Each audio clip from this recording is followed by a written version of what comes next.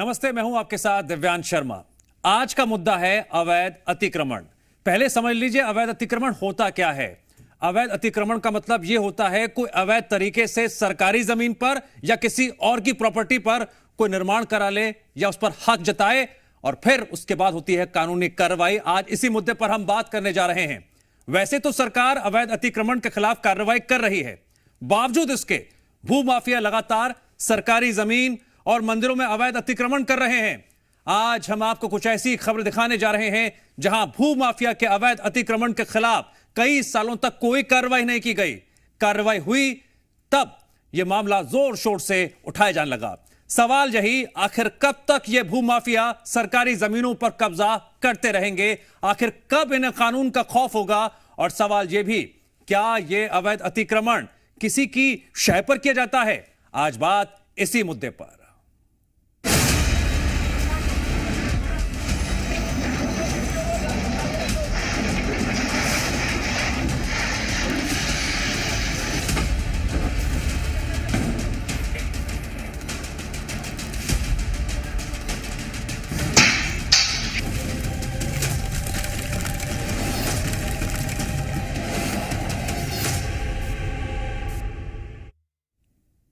सबसे पहले शाजापुर से आए खबर आपको दिखाते हैं, जहां एक जमीन पर 37 कब्जाधारी सामने आए और सभी ने उस जमीन पर अपना अपना दावा भी ठोका।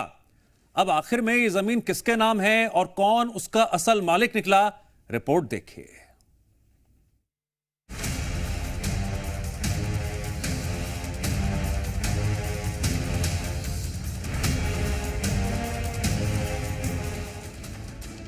सरकारी जमीन हो या फिर कोई मंदिर, अवैध अतिक्रमण इन दिनों हर जगह दिखाई दे रहा है। हैरानी की बात तो यह है कि सालों साल से लोग अतिक्रमण कर बैठे रहते हैं, लेकिन कार्रवाई के नाम पर केवल खानापूर्ति ही होती है। एक बार फिर शाजापुर से ऐसा ही मामला सामने आया, जहां श्री राम मंदिर की भूमि पर अवैध अतिक्रमण किया गया था। और इस अतिक्रमण की जब आप कहानी सुनेंगे तो आप भी दंग रह जाएंगे।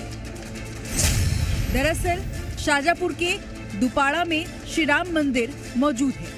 मंदिर की जमीन पर अवैध अतिक्रमण किया गया था। मंदिर की जमीन पर 37 कब्जाधारियों ने याचिका दायर की थी। 26 नवंबर को जमीन को निजी बताने वाले दावे खारिज हुए। कोर्ट ने जमीन विक्रेताओं के दावों को खारिज किया। जमीन से अवैध अतिक्रमण हटाया जा रहा है। कोर्ट के आदेश के बाद अवैध अतिक्रमण हटाने की कार्रवाई तेज हो गई है, जिसके बाद मौके पर पहुंची नगर निगम की टीम कार्रवाई में जुट चुकी है। अभी तो ये कार्रवाई यहीं तक स्थगित की जाएगी और आगे जो है जितना भी श्री राम मंदिर की जमीन है उसको क्लियर कब्जा देंगे। ये वाकई हैरान कर देने वाला मामला है कि एक जमीन पर 37 कब्जाधारियों ने कब्जा किया हुआ है और उस पर मकान बना दिए गए।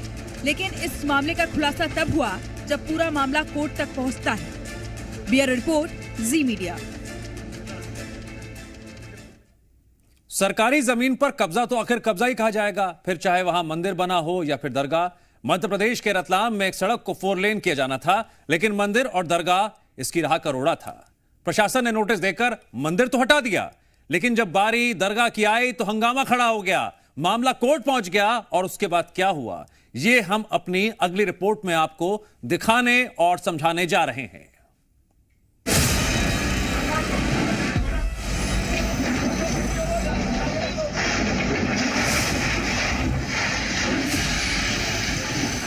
पहले इस वीडियो को देखते हैं।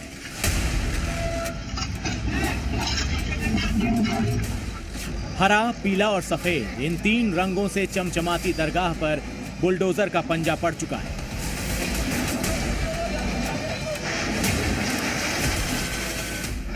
दरगाह का बायां हिस्सा तो पहले से ही गिर चुका था। इस वीडियो में दरगाह का अगला हिस्सा गिराया जा रहा है। बुलडोजर ने पहले मीनार गिराई, उसके बाद दीवार। इस तरह देखते ही देखते पूरी दरगाह मलबे में बदल गई।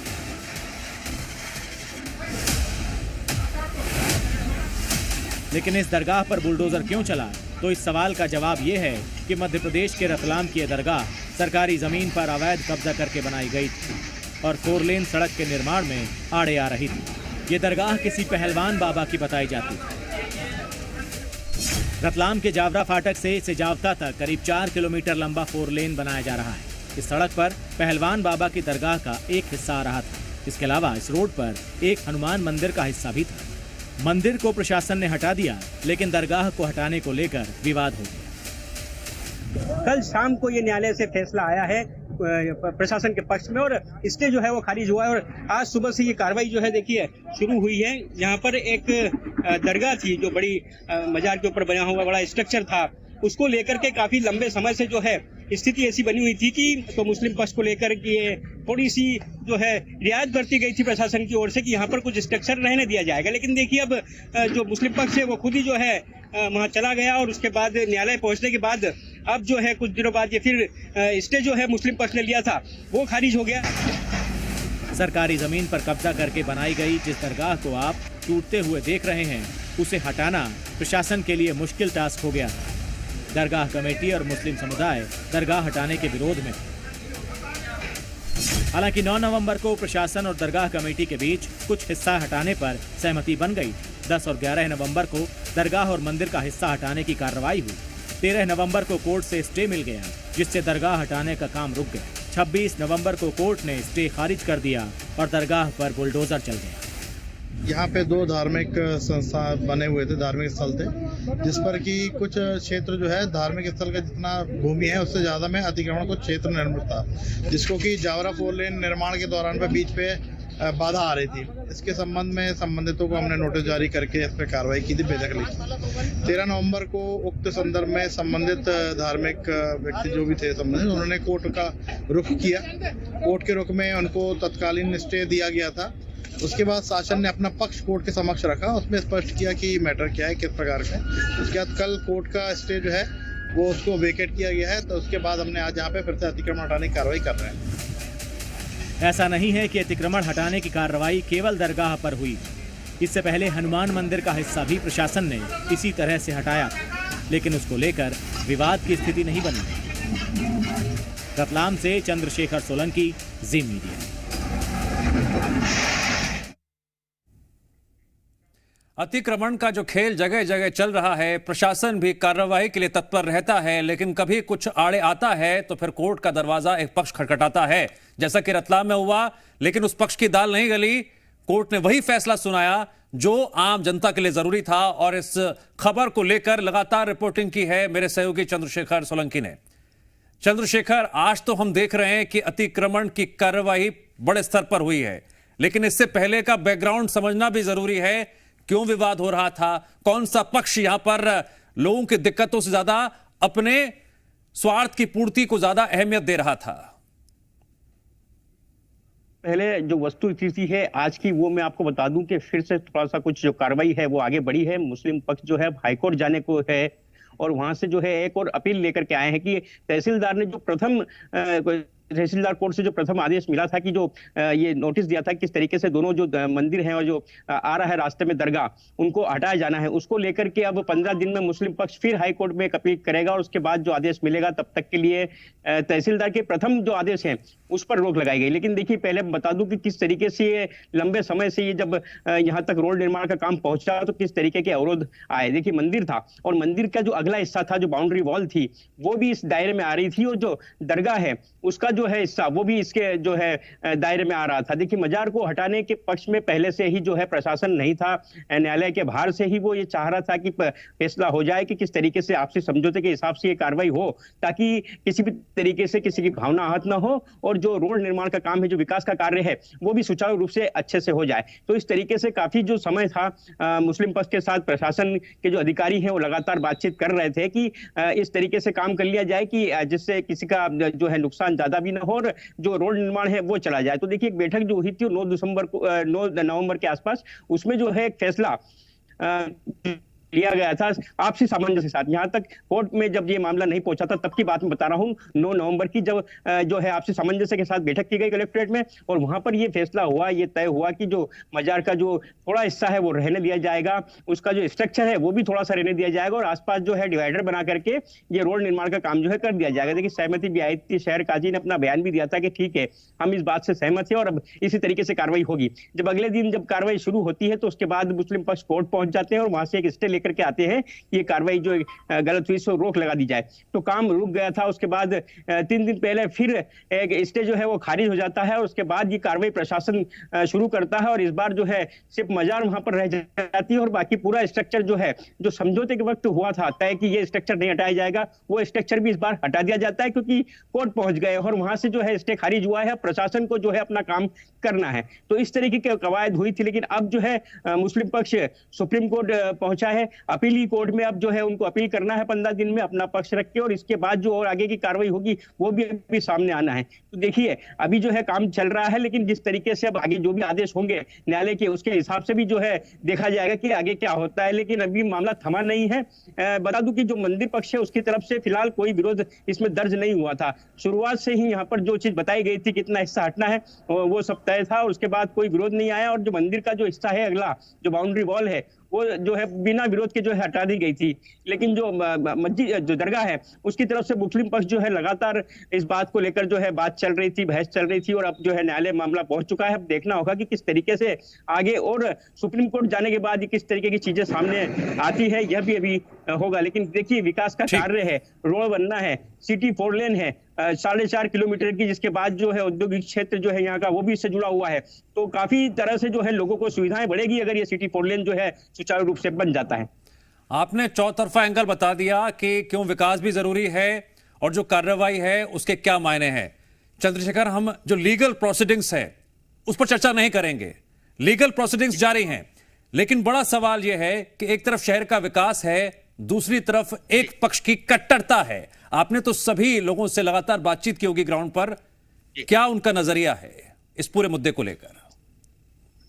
जी देखिए, जब भी शहर के विकास कार्य हुए हैं तो देखिए शुरुआत में विरोध काफी दर्ज होता है।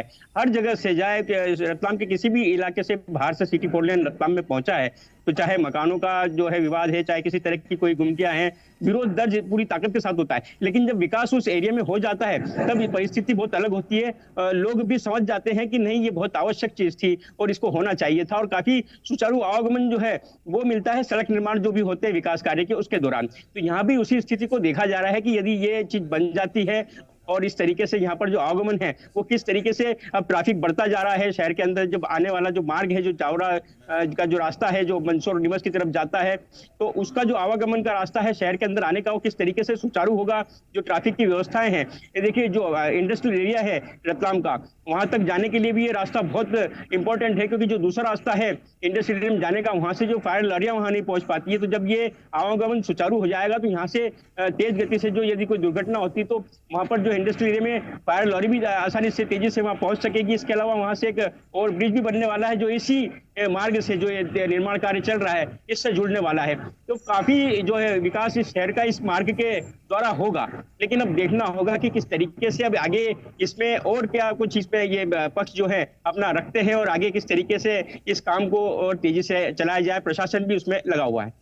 चंद्रशेखर, मध्य प्रदेश के रतलाम शहर के रहवासी इस खबर को बहुत गौर से देख रहे होंगे, समझ भी रहे होंगे। अब जरा हमें यह बताइए, टाइमलाइन की अगर हम बात करते हैं, कब ये योजना पास हुई थी, कब इसका निर्माण शुरू होता है, कब ये समस्या आड़े आती है और क्या अभी और वक्त लग सकता है इस समस्या के सुलझने में, कितना वक्त लग सकता है? जी बिल्कुल, देखिए काफी लंबे समय से इस पर चर्चा हुई थी कि ये जो मार्ग है ये रतलाम शहर से होकर के जो बाहर जा रहा है 4 लेन जो बाईपास है वहां तक, तो ये जो मार्ग है इस पर काफी दिक्कतें आ रही है। लंबे समय से इसको लेकर के जो है प्रोजेक्ट तैयार हुआ, उसके बाद इस पे क्रियान्वयन भी काफी समय पहले से शुरू हो चुका था, फिर चुनाव के कारण कुछ काम भी रुका और उसके बाद जो है ये काम फिर से शुरू हुआ। लेकिन देखिए अब जो है लोगों को उम्मीद थी कि जब काम शुरू हो गया है तो जल्द से जल्द जो है काम खत्म होगा और इसके बाद जो है यहाँ का मार्ग बन जाएगा, क्योंकि मार्ग नहीं बनने से यहाँ पर जो है दिक्कतें दूसरी भी आ रही है, क्योंकि जो मिट्टी है वो उठ रही है, आवागमन में दिक्कत आ रही है, लोगों को बाईपास के जरिए जो है आकर दूर से आना पड़ रहा है क्योंकि इस तरफ जो गड्ढे खुदे हुए हैं, सड़कें जो है बनाने के लिए काम चल रहा है, मशीनें लगी हुई है, तो आवागमन की दिक्कतें काफी बढ़ गई है। यदि जल्दी से जल्दी ये काम पूरा हो जाता है, ये मार्ग बन जाता है सिटी 4 लेन, तो लोगों के लिए काफी जो है ये समस्या का निराकरण भी हो जाएगा कि किस तरीके से जो सुचारू जो रास्ता है जो सीधे आने का जावरा रोड से रतलाम शहर में वो जल्द से जल्द पूरा हो जाए, यह भी उम्मीद सभी जो जनता है वो लगा रही है। तो अभी ये जो स्थिति बनी है, इस वजह से काम रुकने की वजह से काफी दिक्कतें भी जो है लोगों को देखने को मिल रही है। कोशिश यही है हर तरह से कि इस मार्ग को जल्दी से जो है कर दिया जाए, लेकिन जो ये रुकावट आ रही है, बस इसी कारण से काम रुका हुआ है। यदि जल्द से जल्द इसमें समाधान हो जाता है तो शहर के लोगों को काफी जो है इससे निजात मिलेगी। इस मार्ग पर काफी जो लोग हैं उनको आने जाने में, आवागमन में सुविधा मिलेगी। चंद्रशेखर, हम लगातार हर एंगल से इस खबर को दर्शकों को समझाने की कोशिश कर रहे हैं क्योंकि मुद्दा बहुत बड़ा है अवैध अतिक्रमण का। हम दर्शकों को यह भी बता रहे हैं कि अवैध अतिक्रमण का मतलब क्या होता है, अवैध तरीके से या फिर किसी वजह से उस जमीन पर कब्जा जमा लेना जो उनकी नहीं है या जो पहले जो भी हुआ हो। लेकिन आज की स्थिति में जो जरूरत है जनता की, उसको सबसे ज्यादा प्राथमिकता में रखना जरूरी है। हमें आप यह भी बताइए कि जब धार्मिक भावनाओं के ठेस पहुंचने का जो ये मामला निकलकर सामने आता है, मंदिर का कुछ हिस्सा भी तोड़ा गया है, क्या उस वक्त किसी भी तरफ से जरा सी भी आवाज आई थी? नहीं आई थी तो फिर दूसरे पक्ष क्यों? जी बिल्कुल, मंदिर जो है वो दरगाह के बिल्कुल सामने ही है, सड़क किनारे हैं। जो दरगाह है वो सिटी 4 लेन के बिल्कुल बीच में जो है आ रही है। लेकिन देखिए, धार्मिक भावनाओं को प्रशासन ने पहले ही मैंने बताया कि ध्यान में रखा था और काफी अच्छे तरीके से जो है आपसी समझाइश और के बाद जो है चर्चा हुई थी। मंदिर की तरफ जब ये रुख किया जेसीबी ने और यहाँ का हिस्सा जब तोड़ने के लिए जब बात आई थी कि अगला हिस्सा जो है ये तोड़ा जाएगा क्योंकि इसमें जो है ये सड़क 4 लेन की जो है उसकी जद में आ रहा है ये मंदिर का हिस्सा, तो वहां पर जो है निशान लगाए गए। तब भी किसी तरह का विरोध नहीं आया कि अगला हिस्सा क्यों तोड़ा जा रहा है, तो सड़क किनारे है, लेकिन किसी तरह का कोई विरोध नहीं आया। जब जेसीबी चली, अगला हिस्सा जब तोड़ा गया मंदिर का, तब भी किसी तरीके से किसी भी व्यक्ति या किसी भी धार्मिक व्यक्ति ने इस तरीके का विरोध नहीं किया वहां पर आकर कि ये इसे रोक दिया जाए। लेकिन देखिए, अब जब दूसरी तरफ बात करते हैं दरगाह की, तो यहाँ पर शुरुआत से ही जो है विरोध दर्ज कराया जा रहा था और अब जो मामला है वो न्यायालय तक पहुंचा है। तो अब देखना ये होगा कि समझना होगा कि लोगों को कि यदि कोई चीज अतिक्रमण के हिस्से में आ रही है और यदि हो सकता है कि हमारे किसी तरीके से शहर का यदि भला होता है तो उसके अंदर जो है सहयोग हर तरीके से करना चाहिए, क्योंकि प्रशासन भी ये नहीं चाहता है कि किसी भी तरीके से यहाँ पर ये बात रखना भी जरूरी है कि अतिक्रमण और अवैध अतिक्रमण, इसमें एक बाउंड्री लाइन जरूर होती है और कानूनी लिहाज से हर बात सामने आती है। उम्मीद की जानी चाहिए कि समस्या का भी हल जल्द निकले। चंद्रशेखर, जानकारी के लिए आपका शुक्रिया। तो आज हमने अवैध अतिक्रमण का मुद्दा आपके सामने रखा। रतलाम में जो कुछ हो रहा है उससे जुड़ी हर अपडेट हमने सबसे पहले आप तक पहुंचाई। क्यों यहां पर हो हल्ला हुआ, कानूनी कार्रवाई से लेकर अतिक्रमण को हटाने की कार्रवाई से लेकर कोर्ट के दरवाजे से खटखटाने तक मौजूदा स्थिति क्या है, अब आप समझ ही गए होंगे जमीनी स्थिति यहां पर क्या है। फिलहाल वक्त है ब्रेक का।